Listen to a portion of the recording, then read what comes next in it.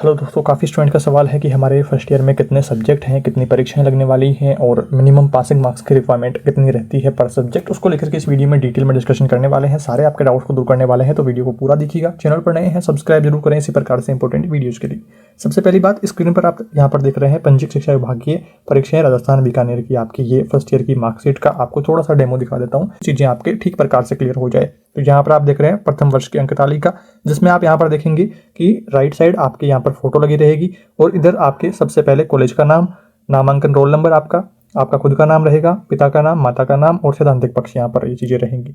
ये बात रही। और आपके फर्स्ट ईयर में 10 सब्जेक्ट रहते हैं, जो कि हम बारी बारी से डिस्कशन करने वाले हैं। कौन सा सब्जेक्ट है, कितने आपके पूरे नंबर का रहता है पेपर और मिनिमम पासिंग मार्क्स कितनी रिक्वायरमेंट रहती है, वो सारी चीज़ें भी डिस्कशन कर लेंगे। पहला सब्जेक्ट है आपका यहाँ पर बच्चे और बचपन का, जिसमें आपके बच्चों से रिलेटेड बेसिक बेसिक बातें रहेंगी। कोई ज़्यादा हार्ड आपका सिलेबस नहीं रहता है, सभी सब्जेक्ट का इजी सिलेबस रहता है। थोड़ा सा टीचिंग मेथड्स ज़्यादा रहती है, जो कि आपने प्री BSTC में थोड़ी सी पढ़ी होंगी और बाकी आप रीड की तैयारी जब करेंगे तो तब आप पढ़ रहे होंगे। तो वहाँ पर पहला सब्जेक्ट है आपका बच्चे और बचपन, जिसका जो कॉलेज द्वारा जो अंतरांकन जो भेजे जाते हैं वो 30 नंबर का रहता है और मिनिमम ये 12 नंबर भेजते हैं। 12 नंबर भेजना होता है, मतलब मिनिमम चाहिए होंगे, 12 से ज़्यादा ही आपके भेजते हैं। यहाँ पर 23 इधर भेजे गए। और भायांकन जो कॉपी आपका जो सैद्धांतिक परीक्षा जो आपके लगेगी वो 70 नंबर का पेपर रहता है और 28 नंबर इसमें मिनिमम पासिंग मार्क्स आपको चाहिए होंगे। उत्तीर्णांक जो है वो मिनिमम 28 नंबर चाहिए होंगे। और दूसरा सब्जेक्ट है आपका शिक्षा के उद्देश्य, ज्ञान और पाठ्यचर्या। ये भी आपका 70 नंबर का पेपर है और मिनिमम 28 नंबर आपको चाहिए होंगे। तीसरा पेपर है आपका भारतीय समाज और शिक्षा का। ये भी आपका 70 नंबर का पेपर है और 28 नंबर आपको इसमें पास होने के लिए चाहिए। चौथा पेपर आपका छोटा पेपर है भाषा संज्ञान और समाज पाठ्यचर्या के संदर्भों में। चौथा पेपर ये जो आपका 35 नंबर का पेपर है और 14 नंबर आपको मिनिमम पास होने के लिए इसमें चाहिए होंगे। छोटा पेपर है, इसमें 3 या 4 यूनिट ही हैं, जिसमें आपको थोड़ा सा डीपली इसमें पढ़ना होता है। बाकी जो ये सब्जेक्ट थे इनमें थोड़ा सा आप कम पढ़ते हैं तो आप इजीली कवर कर पाएंगे, इतना कोई हार्ड नहीं रहता है। बट चौथा सब्जेक्ट ऐसा है कि जिसमें लिमिटेड चीज़ें हैं, बट उनको डीपली आप पढ़ेंगे तभी बात बनेगी, क्योंकि छोटा सा पेपर है। कुछ क्वेश्चन आपको पढ़ने होंगे थोड़ा सा डीपली, तो वो भी हमने क्लासेस सारे बनाई हुई है, प्लेलिस्ट से आप चेकआउट करिएगा, अपनी तैयारी आप अच्छी कर पाएंगे। पांचवा सब्जेक्ट है आपका हिंदी का सब्जेक्ट यहाँ पर देख रहे हैं, जो कि 60 नंबर का हिंदी का पेपर है। 24 नंबर मिनिमम आपको पास होने के लिए हिंदी में चाहिए। अंग्रेजी का पेपर आपका छठा पेपर ये है आपका 60 नंबर का और 24 नंबर इसमें भी आपको पास होने के लिए चाहिए होंगे मिनिमम। गणित शिक्षण आपका 7वां पेपर, जो कि 60 नंबर का है, 24 नंबर इसमें चाहिए मिनिमम। पर्यावरण जो पेपर है आपका ये भी 60 नंबर का है, 24 नंबर इसमें चाहिए। कला शिक्षा का आपका छोटा पेपर है, जो कि 30 नंबर का पेपर है और 12 नंबर इसमें आपको पास होने के लिए चाहिए। 10वां पेपर है आपका सूचना और संप्रेषण तकनीकी, कंप्यूटर का पेपर है। टेक्नोलॉजी से रिलेटेड यहाँ पर प्रश्न रहेंगे, बेसिक सारी चीज़ें बहुत आसान रहती है। 20 नंबर का टोटल आपका पेपर रहता है, जिसमें आपको 8 नंबर की रिक्वायरमेंट रहती है। इसमें भी छोटे प्रश्न ज़्यादा रहते हैं, तो आपको अच्छी प्रकार से कवर करने की जरूरत रहती है। तो आप यहाँ पर देख रहे हैं कि कुछ जो पेपर आपके 70 नंबर के हैं, जिनमें आपको मिनिमम 28 नंबर चाहिए पास होने के लिए, और कुछ जो पेपर आपके 60 नंबर के हैं जिसमें 24 नंबर चाहिए, और बाकी जो छोटे पेपर हैं इनमें 14 और 12 नंबर आपको पास होने के लिए चाहिए मिनिमम। ये बात रही आपके यहाँ पर। और इस तरह से आप यहाँ पर नीचे देखेंगे कुल योग यहाँ पर दिया हुआ रहेगा आपके। तो 850 नंबर आपके टोटल फर्स्ट ईयर के यहाँ पर हैं सैद्धांतिक पक्ष के, और 340 मिनिमम पास होने के लिए चाहिए। और यहाँ पर आप देख रहे हैं, आपको जब आप एग्जाम फॉर्म फिल कर रहे हैं तो वहाँ पर 11वां सब्जेक्ट भी शो कर रहा होगा। तो 11वां सब्जेक्ट है आपका क्रियात्मक अभ्यास शिक्षण, आपका जो फाइनलाइजेशन होता है प्रैक्टिकल वगैरह, तो वो सारी चीज़ें हैं। इंटर्नशिप की जो आपको इंटर्नशिप के दौरान आपको जो इंटर्नशिप फाइल्स वगैरह मिलती है, तो वो सारी चीज़ें जमा होती हैं यहाँ पर, और आपको फाइनलाइजेशन देना पड़ता है। एग्जाम्स के तुरंत बाद ही क्या होता है, फाइनलाइजेशन क्या होता है, इसको लेकर के हमने काफ़ी सारे वीडियोस पहले बना रखे हैं। तो आप सिंपली यूट्यूब पर सर्च करेंगे कि फाइनलाइजेशन क्या होता है, BSTC फर्स्ट ईयर आप सर्च करेंगे, अपने चैनल का नाम आगे मेंशन कर देंगे, तो अपने चैनल के काफ़ी सारे वीडियोस आपके आ जाएंगे, जिनसे आप फाइनलाइजेशन क्या होता है उस बारे में अच्छी प्रकार से जान पाएंगे। यहाँ पर दोस्तों हम बात कर लेते हैं थोड़ा सा इसके पासिंग मार्क्स को लेकर के। तो यहाँ पर आप देख रहे हैं फाइनलाइजेशन में जो आपको नंबर चाहिए होते हैं, वो यहाँ पर आपको 50 नंबर भायांकन का होता है और 20 नंबर मिनिमम पास होने के लिए इसमें चाहिए होते हैं।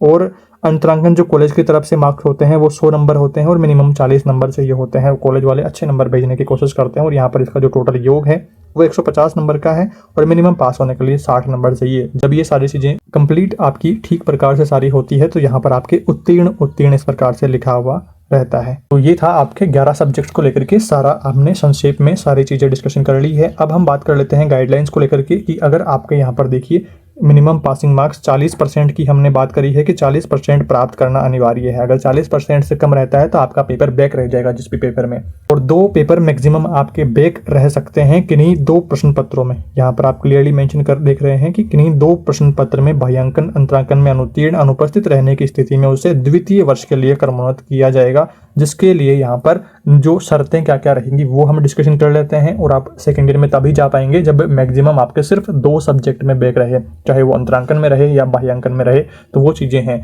अब उसके लिए क्या क्या गाइडलाइन आपको फॉलो करनी है तो वो भी हम यहाँ पर देख लेते हैं, जिसमें सबसे पहले बात करते हैं कि शिक्षा के क्रियात्मक अभ्यास शिक्षण अगर आपका फाइनलेशन उत्तीर्णांक प्राप्त करते हुए सैद्धांतिक पक्ष के केवल 2 प्रश्न पत्र में बाह्यांकन में अनुपस्थित या अनुत्तीर्ण आप रहते हैं, आपकी परीक्षाओं में 2 परीक्षाओं में अगर आप अनुपस्थित रहते हैं या 2 परीक्षाओं में आपके बैक रह जाता है, उसके अलावा बाकी सभी आपके जो अंतरांकन कॉलेज के द्वारा जो नंबर भेजे जाते हैं और जो आपका फाइनलेशन है वो सारी चीज़ें आपने ठीक प्रकार से कंप्लीट कर ली है तो भी आपका पेपर बैक रहेंगे और वो आप सेकेंड ईयर के साथ में लग जाएगी। दूसरी कंडीशन यहाँ पर क्या है कि सैद्धांतिक पक्ष के केवल 1 बाह्यांकन में अनुत्तीर्ण हैं या फिर उसके साथ में किसी अन्य 1 अंतरांकन में अनुत्तीर्ण हुए हों, सैद्धांतिक कुल योगांक सहित शिक्षा के क्रियात्मक पक्ष में उत्तीर्ण यहाँ पर होना चाहिए। तो 1 आप बाह्यांकन में अनुपस्थित हैं और 1 आप अंतरांकन में अनुपस्थित हैं या फिर अनुत्तीर्ण हैं, तो उस केस में भी आप सेकेंड ईयर में जा पाएंगे। उसके अलावा तीसरी कंडीशन यहाँ पर है कि शिक्षा के क्रियात्मक जो अभ्यास शिक्षण आपका फाइनलेशन है इसमें स्पष्ट है उत्तीर्णांक प्राप्त कर लिए हैं और सैद्धांतिक पक्ष के विषयों में आपके बाह्यांकन में उत्तीर्ण है परंतु किन्हीं 2 विषयों के अंतरांकन में अनुपस्थित या अनुत्तीर्ण है, तब भी आपका यहाँ पर फर्स्ट ईयर कंप्लीट हो जाएगा और आप सेकेंड ईयर में उनके साथ में एग्जाम्स उनकी हो जाएगी। अगली यहाँ पर चौथी कंडीशन क्या है कि क्रियात्मक परीक्षा में आप अनुत्तीर्ण हैं या अनुपस्थित हैं, आपका जो फाइनलेशन है उसमें अगर आप नहीं पहुँच पाते हैं या और बाकी सभी आपकी परीक्षाएं पास रहती है तो उस कंडीशन में भी आपका पेपर बैक रहेगा और फाइनलेशन आपका सेकेंड ईयर के साथ में हो जाएगा। अगली कंडीशन है कि क्रियात्मक परीक्षा के बाह्यांकन में अनुत्तीर्ण हैं, अनुपस्थित हैं बाह्यांकन में, आप यहाँ पर जो आपका फाइनलेशन है इसमें भी आपके बैक रह गया है या फिर आप अनुपस्थित रहे या अनुत्तीर्ण रहे हैं और सैद्धांतिक पक्ष का 1 सब्जेक्ट में आपके अगर बैक है या अनुत्तीर्ण अनुपस्थित है तो उस केस में भी आप सेकेंड ईयर में चले जाएंगे और सेकेंड ईयर के साथ में ये एक चीज़ें आपके कंप्लीट हो जाएंगी।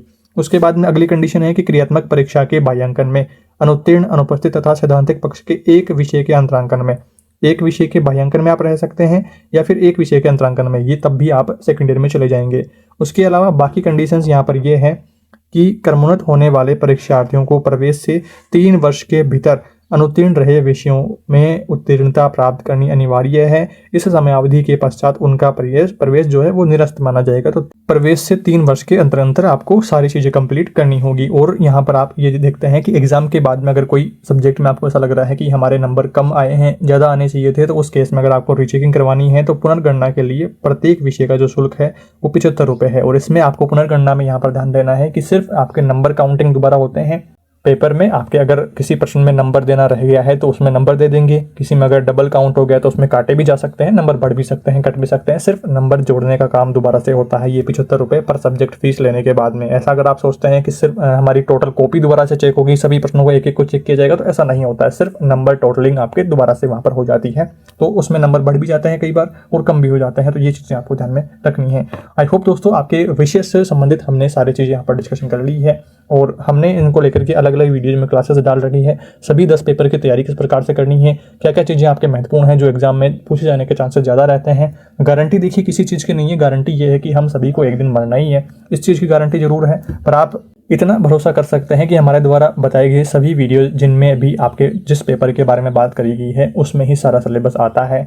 हमारी कोशिश यही रहती है कि आपको कम से कम समय में उतना सफिशिएंट मैटर दिया जाए और उसको सरल भाषा में समझाया जाए ताकि आपके एग्जाम अच्छे से पास आउट हो जाए। और पास आउट ही नहीं वरना आप अच्छे परसेंटेज से पास आउट हो तो 70% से ऊपर आपकी इजीली बन जाएगी अगर आप मेरे द्वारा बताए गए जो इंस्ट्रक्शंस हैं उनको फॉलो करते हैं और उनको बताए अनुसार आप चलते हैं। सीरीज भी लाना चाहे तो आप सीरीज लाकर तैयारी कर सकते हैं या फिर अपने चैनल पर जो वीडियोज अवेलेबल हैं आप प्लेलिस्ट से जाकर के चेकआउट करेंगे तो 10 के 10 सब्जेक्ट के कंप्लीट इन 1 वीडियो हमने चैनल पर डाले हुए हैं, तो वो देख करके आप बहुत कम समय में अच्छी तैयारी आपकी कर पाएंगे सभी सब्जेक्ट्स की।